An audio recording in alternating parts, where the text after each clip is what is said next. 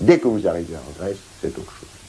Les premiers poètes lyriques, bon, déjà Homère et Hésiode ne sont pas, on ne peut pas les confondre, mais les premiers poètes lyriques, autour de 700, c'est Archiloque d'un côté, Sappho de l'autre. Il n'y a aucun rapport. Il n'y a aucun rapport. Les individus sont individués. Il y a un style personnel, il y a un nom personnel, et en même temps, dès qu'il y a, par exemple, la philosophie, ce que je disais sur la philosophie comme liberté, vous avez la mise en question de l'institution sous forme de mise en question des représentations instituées.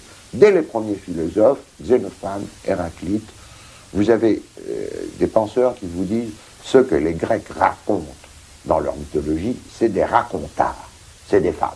C'est pas possible que ce soit comme ça. C'est pas possible que les dieux aient une figure humaine, dit Xénophane. C'est pas possible, dit Héraclite, que les dieux fassent ce qu'Homère dit qu'ils font, n'est-ce pas, etc., etc. Vous avez l'ébranlement de la représentation collective et le surgissement d'une recherche libre, d'une réflexion et d'un dialogue, l'instauration d'un espace public de pensée où les gens se contredisent, se suivent, mais continuent à dialoguer même par-dessus le temps, par-dessus les espaces temporels. Si vous avez un régime théocratique, vous avez des repères fixes. Vous savez ce qui est à faire et ce qui n'est pas à faire. Ça ne veut pas dire que sous les régimes théocratiques, il n'y a pas les crimes les plus atroces qui soient commis.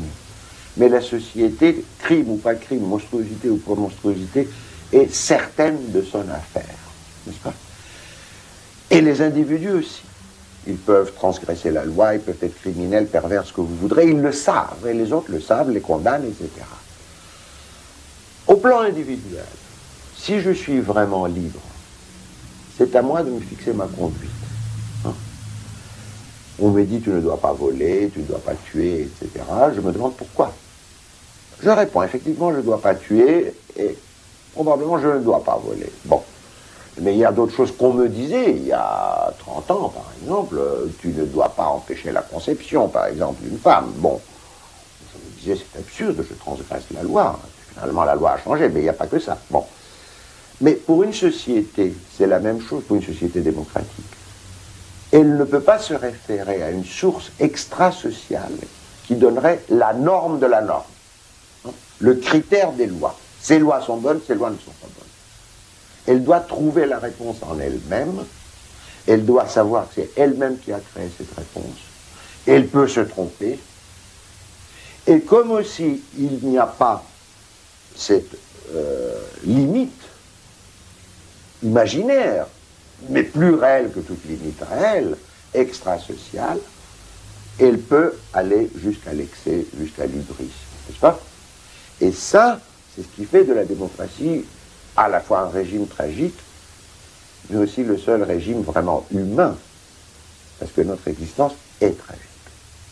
Oui, parce que personne ne nous a garanti le salut, parce qu'il n'y a pas de salut garanti, parce qu'il n'y a pas de vie dans l'autre monde, parce qu'il n'y a pas de règles fixes une fois pour toutes, parce que nous trouvons tracer nous-mêmes notre voie dans un monde qui est toujours rempli d'indétermination et d'incertitude quant aux choses essentielles.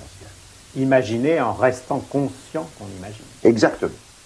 Et la fin ultime d'une société autonome, c'est bien entendu la liberté, mais cette liberté, il faut aussi l'entendre en profondeur, c'est-à-dire la libération des instances créatrices de l'être humain, de l'imagination radicale de la psyché, de l'imaginaire instituant collectif, qui sont réprimées par les institutions hétéronomes existantes de la société.